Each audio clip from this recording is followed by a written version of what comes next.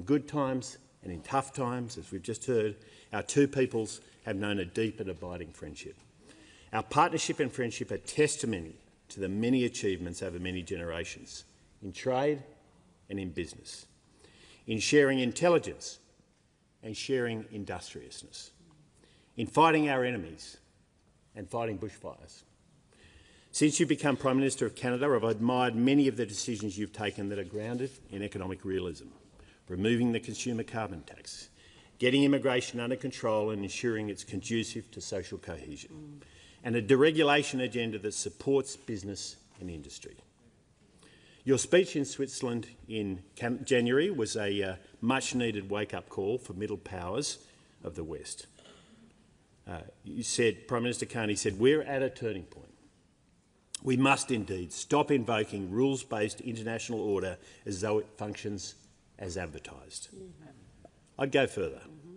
The rules-based international order has been exposed as wishful thinking of a bygone and benign era, especially in these times when autocratic regimes act with impunity. And I wholeheartedly agree with you. In this brave new world, middle powers cannot simply build higher walls and retreat behind them. We must work together.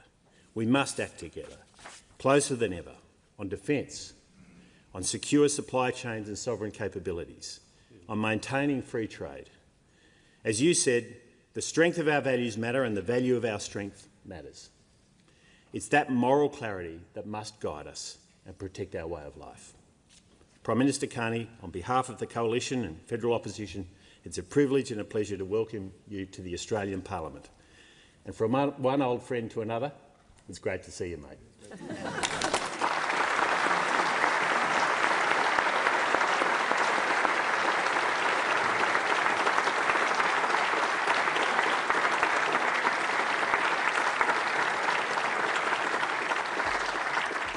Prime Minister Carney, it gives me great pleasure to invite you to address the House of Representatives.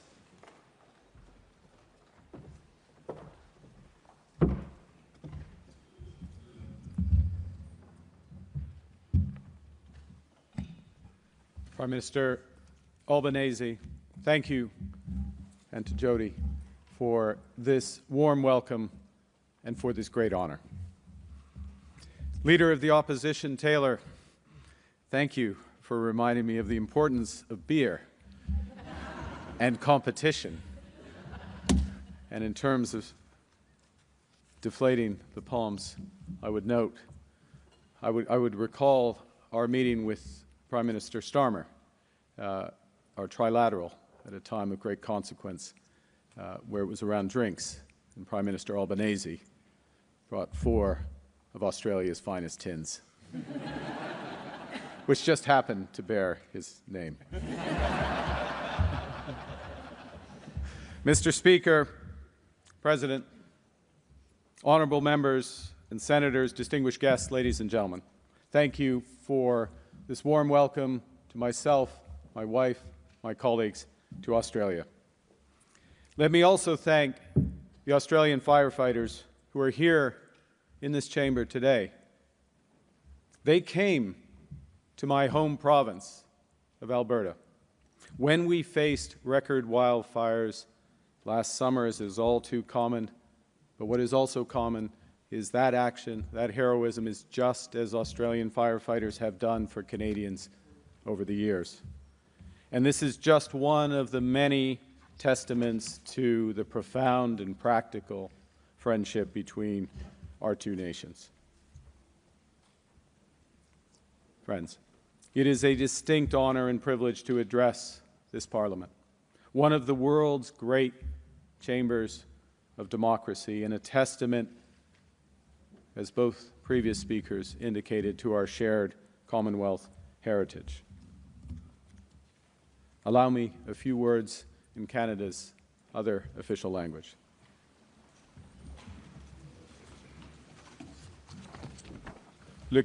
Le Canada et l'Australie sont de grands amis, are great et friends ce depuis longtemps. and have been for a very long time. La confiance Trust est le pilier is central the de central notre relation. cornerstone of our Lorsque le relationship. Canada et When l'Australie Canada and agissent de Australia act in concert, unison, we make une grande a big différence. difference.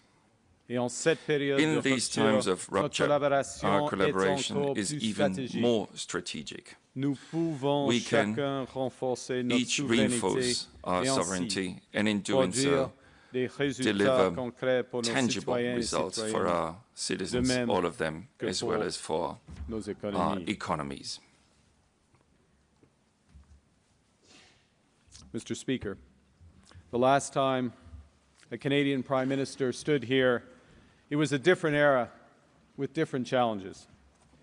2007, the eve of the global financial crisis, a crisis through which Australia and Canada sailed. We sailed through that storm because of the soundness of our banks, the probity of our public finances, and the resourcefulness of our people. And while much has changed since then, these qualities endure, as does the friendship between our nations. Although we could not be further physically apart, Canada and Australia are strategic cousins. We may look to different skies, the North Star in our hemisphere, the Southern Cross in yours, but we have the same orientation. We share a common heritage, have developed a common perspective, and can build together a common future. Two sovereign nations, two proud democracies, the true North and the land down under, navigating with the same values. As the Prime Minister indicated, what makes our relationship rare is that it was not built by geography or by great power design. It was chosen repeatedly over centuries.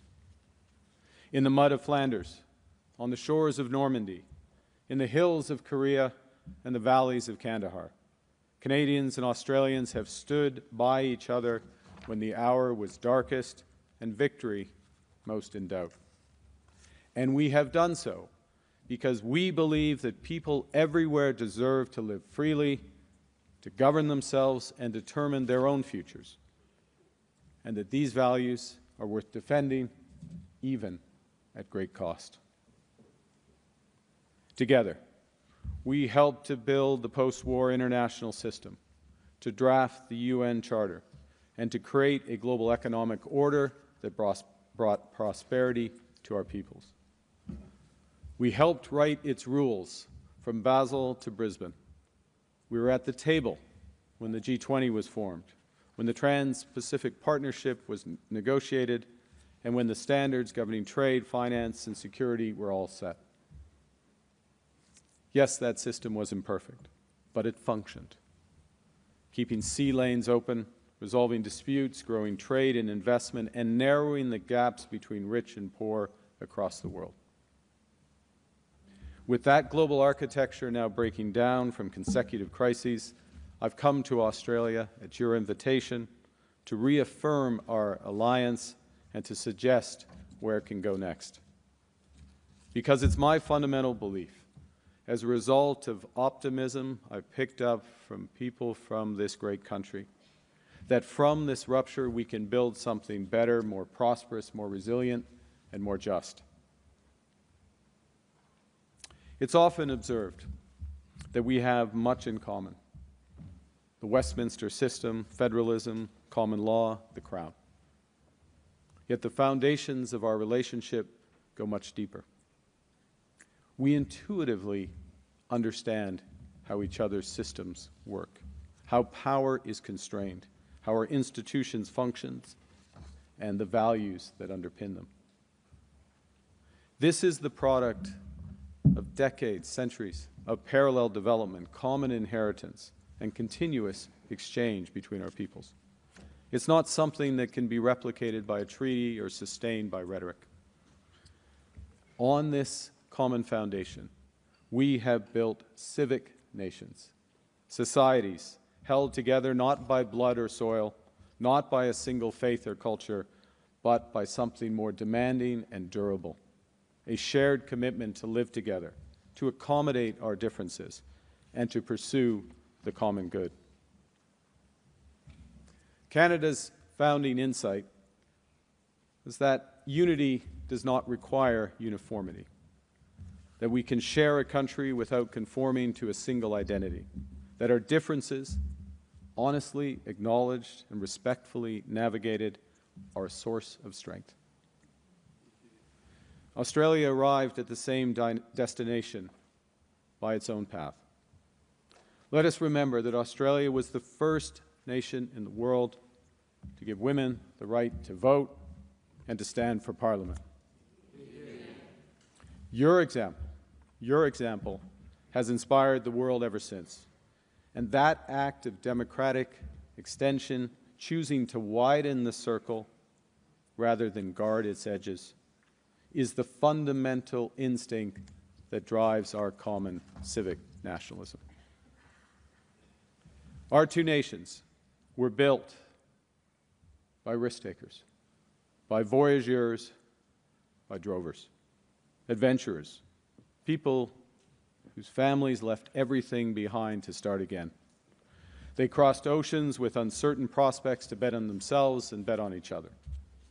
And that commitment to building something together rather than resting on something inherited, is bred in the bone of our national characters. Of course, we are both nations still in the making. The important work of reconciliation with Indigenous peoples is ongoing. We continue to strive so that everyone has equal opportunities, regardless of gender, race, sexual orientation, or starting point in their lives. This work is not the sign of weakness, rather the product of a confidence and honesty that acknowledges when we fall short and relentlessly strives to do better. Mr. Speaker, the institutional depth we share, our friendship forged by shared values and common battles, creates a trust that is also a strategic asset. It is a source of power. And the question today for middle powers like us is whether we establish the conventions and help write the new rules that will determine our security and prosperity, or let the hegemons dictate outcomes. In the new global environment, the ability to form effective coalitions is becoming a central strategic capability. Great powers can compel, but compulsion comes with costs, both reputational and financial. Middle powers can convene, but not everyone can. In the post-rupture world, the nations that are trusted and can work together will be quicker to the punch, more effective in their responses, and more proactive in shaping outcomes, and ultimately, those countries will be more secure and prosperous. Mr. Speaker, middle powers like Australia and Canada hold this rare convening power, because others know we mean what we say and we will match our values with our actions. This has been earned by those before us throughout our history. And the question is now, what do we do with it?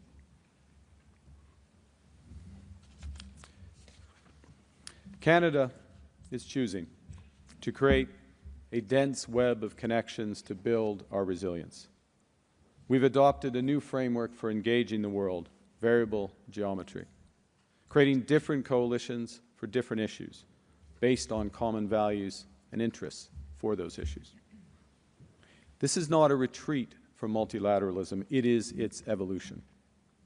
And to be clear, Canada's support for the United Nations, the Bretton Woods institutions, the multilateral system is, like Australia's, unwavering.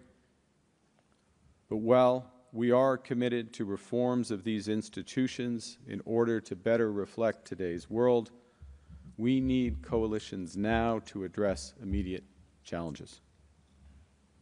And as those coalitions work, they will help demonstrate the power of multilateralism and reinvigorate it. The fact is, right now, many countries are concluding that they must develop greater strategic autonomy. And this impulse is understandable.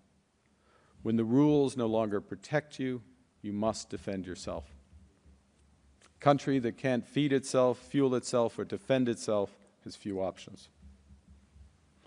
But in the 21st century, the requirements for economic security and prosperity of our countries extend far beyond food, conventional energy, and defense, as important as these are. Today, sovereignty requires reliable access to space-based communications and storage, vaccines, semiconductors, payment systems, and capital. Because governments and businesses went for decades prioritizing efficiency over resilience. We've developed supply chains and trading relationships that create dependencies on the great powers, sometimes even individual corporations. All of these affecting essential elements of our sovereignty. And as that integration is weaponized, this creates fundamental vulnerabilities.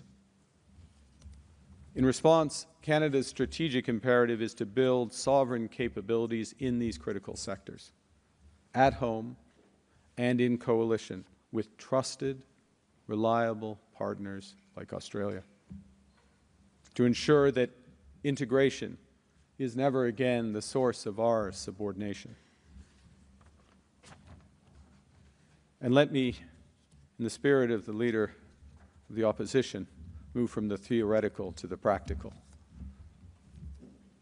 I'll give 5 examples of this variable geometry in practice. The first, Prime Minister, is in critical minerals. Canada and Australia are the world's 2 most reliable and like-minded mining giants. We are both committed to sustainability. We have each developed the most advanced extractive ecosystems, all the range from prospecting to engineering, logistics, and capital markets. We're blessed with abundance of foundational metals that power the batteries, the EVs, the smartphones, the AI systems of this century. Together, we produce 1/3 of global lithium, 1/3 of global uranium, 40% of iron ore. In fairness, that's largely you. Well, we'll take credit for it. And we have a combined war chest right now of $25 billion to fast-track global projects. Globally, we're 1 and 2 in the most attractive. We're 1 and 2 as the most attractive mining investment jurisdictions in the world. We are the world's critical mineral superpowers. Now, in the old world, and even to a degree today, the temptation would be to see each other as competitors. In the new world, we should, as Prime Minister Albanese has suggested, be strategic collaborators to boost investments, accelerate technological cooperation, enhance supply chain resilience, expand our domestic processing abilities, and to reinforce each of our strategic autonomy. Which is why earlier today we've signed a series of new agreements on critical minerals, including with respect to the G7 Critical Minerals Alliance, an alliance Prime Minister Albanese helped to launch in Kananaskis in June. This is the largest group of trusted democracies with critical minerals reserves in the world. The second area is in defense. Both our countries are building up our capabilities so the next generation of drones, surveillance aircraft, cyber, and artificial intelligence are created in Adelaide and Alberta. Canada has just announced our first ever defense industrial strategy. It will catalyze $500 billion of investment in our security and resilience over the course of the next decade. This creates enormous opportunities for cooperation between our countries. As the Prime Minister rightly referenced, we are already cooperating with Australia on your world-leading over-the-horizon radar, and we're actively exploring new opportunities to protect our vast territories together. Australia and Canada are core members of the Coalition of the Willing, which provides vital military and humanitarian aid to Ukraine in response to Russia's illegal, horrific war. Mr. Speaker, the outcome of this war is not in doubt, although its duration is still uncertain. And when peace comes, and it will come, the coalition, including Canada and Australia, will provide robust security guarantees to support a just and lasting peace in Ukraine and Europe. As we have seen in this war in Ukraine, satellite communications are now a fundamental requirement for security. A Canadian-based constellation of LEO satellites will launch next year, providing reliable and secure global communications. We're working with other like-minded partners who possess similar capabilities to build out a deep, resilient, sovereign system that we can all share and we can each control in our territories. Mr. Speaker, artificial intelligence is my third example. As AI begins to transform our economies and our lives, strategic autonomy will require sovereign intelligence infrastructure, including secure clouds, data, LLM models, enterprise applications. Canada can contribute here as well, in partnership. We're the #1 global destination for master's and doctoral students. We produce some of the world's most renowned AI developers and are home to the leading AI institutes and many of the startups. But we know that is not sufficient. We know we must work with others who share our values to build sovereign AI capabilities so we are not caught between the hyperscalers and the hegemons. We're partnering with like-minded nations in Europe, and we look forward to today's agreements to work more closely in partnership with Australia, and as well, building on the announcement at the APEC summit in our trilateral AI initiative with India. Fourth, on trade. Our two nations are championing efforts to build a bridge between the Trans-Pacific Partnership and the European Union. Canada is already a member of both trading blocs. I hope soon you will be as well. Both of us know that the value of this is a global public good. Yes, it's market access, but it's a global public good because this is a bloc of 1.5 billion people grounded in common standards, shared values, and is capable of anchoring a new rules-based trading system even as the old one falters. To be clear, this is an ad hoc coalition, variable geometry, of middle powers that has a larger GDP than the United States, 3 times the trade flow of China, the largest combined financial balance sheets in the world, over 60 of the world's top universities, and the largest source of cultural exports globally. It might not surprise you, given my background, that my final example is capital. Over the past 2 decades, access to capital has become increasingly weaponized. And in the coming period of global volatility, our financial systems will likely be tested once again.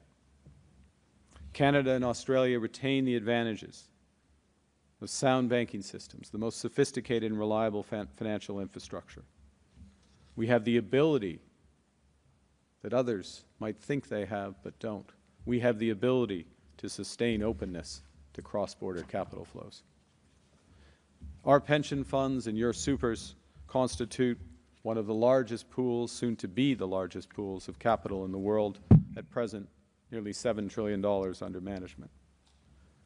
This is a strategic asset for our citizens and future generations, particularly in a riskier world where it will increasingly matter who owes whom and who owns what.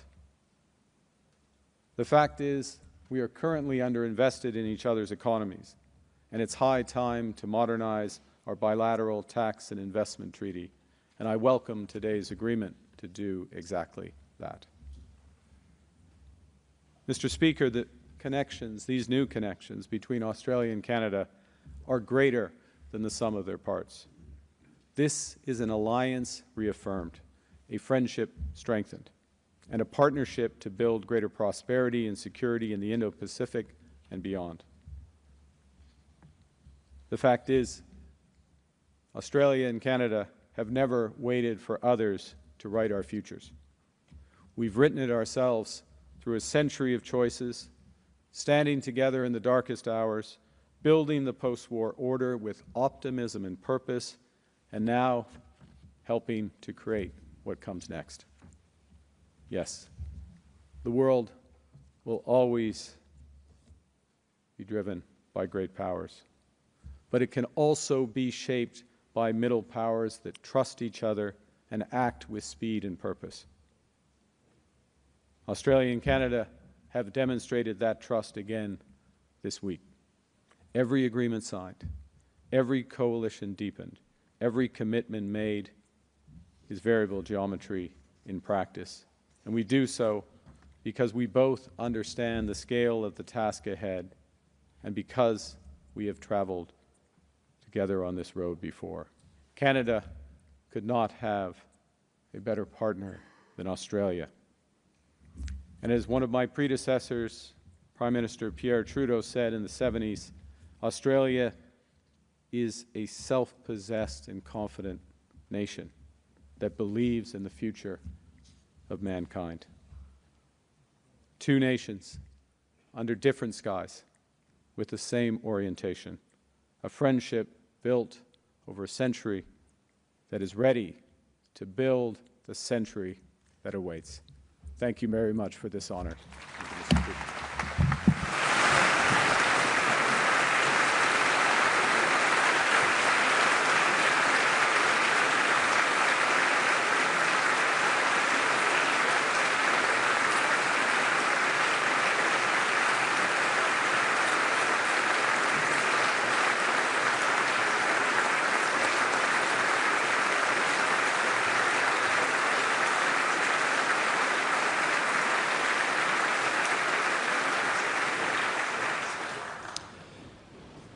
Prime Minister, on behalf of the House, I thank you for your address.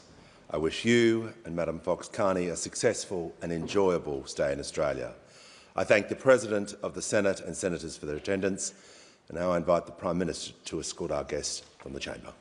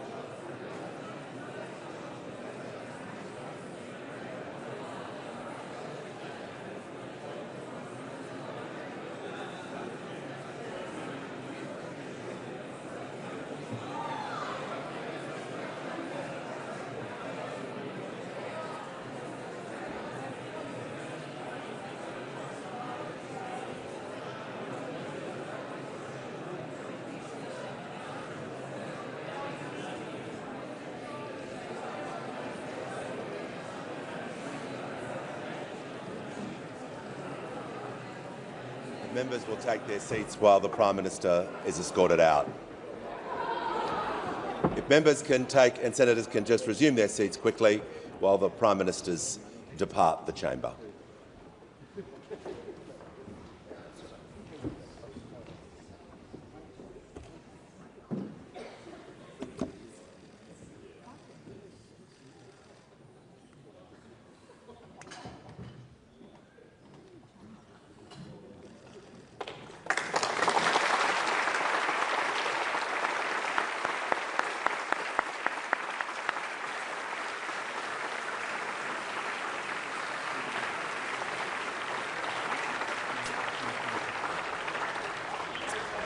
The chair will be resumed with ringing.